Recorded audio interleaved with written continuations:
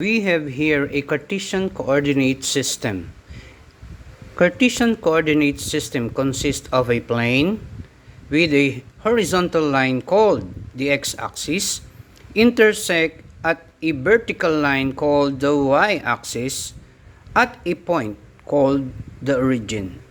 This plane is divided into 4 quadrants. Quadrant 1, Quadrant 2, Quadrant 3, and Quadrant 4. Points in this plane is represented by an x coordinate and y coordinate. X coordinate is called abscissa, while the y coordinate is called ordinate. Okay? At quadrant 1, the points at quadrant 1, abscissa is positive and the ordinate is positive. In quadrant 2, the abscissa is negative and the ordinate is positive. In quadrant 3, the abscissa is negative and the ordinate is negative, while in quadrant 4, the abscissa is positive and the ordinate is negative. Bear that in mind. Thank you. Let us now plot the following points in a Cartesian coordinate system. For point 1, we have 1, the abscissa, and 2 is the ordinate. So, plotting that, we have 1, the abscissa is 1, and then the ordinate is 2. Therefore, P1 is here. That is your P1. Okay? For P2, you have negative 2 and 0. So, the abscissa is negative 2, negative 1, negative 2, and 0. This is your 0, meaning the point is here. That is your P2. Okay? P3 is negative 1 and negative 1. So, this is negative 1, the abscissa is negative 1, and the ordinate is also negative 1. This is now your P3. Okay? For P4, we have 0 and negative 2.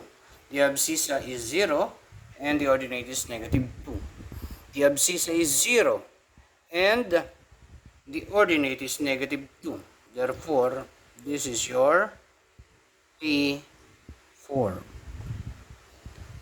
Now you know how to plot points in a Cartesian coordinate system.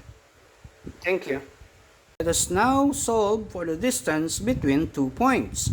Point 1 is at 2 and 2, while point 2 is at negative 2 and negative 1. Let us find the distance between P1 and P2.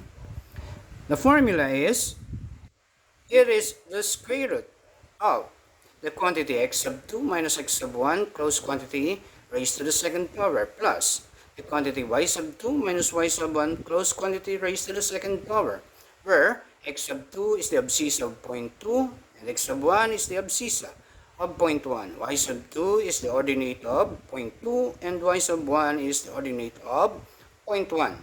Substituting the points, now we have the square root of the quantity negative 2 minus 2 close quantity raised to the second power plus the quantity negative 1 minus 2 close quantity raised to the second power. Negative 2 minus 2 is negative 4. Negative 1 minus 2 is negative 3. Negative 4 squared is 16. Negative 3 squared is 9. And 16 plus 9 is 25. The square root of 25 is 5. Therefore, the distance is 5. I hope you got it. Thank you. Let's find the distance between 2 points. P1 at negative 2 and 2, while P2 is at 1 and negative 1. Let us find the distance between P1 and P2. Distance formula is equal to the square root of the quantity x sub 2 minus x sub 1 close quantity squared plus the quantity y sub 2 minus y sub 1 close quantity squared. Substituting the given coordinates of P1 and P2, then we have distance equal to the square root of the quantity 1 minus negative 2 close quantity squared plus the quantity negative 1 minus 2 close quantity squared. 1 minus negative 2 is 3. And negative 1 minus 2 is negative 3. Negative 3 squared is 9. And 3 squared is also 9. 9 plus 9 is 18. But it can be rewritten as 9 times 2. Now we have the square root of 9 times 2. The square root of 9 is 3. Therefore, the distance is 3 square root of 2. I hope you got it. Thank you.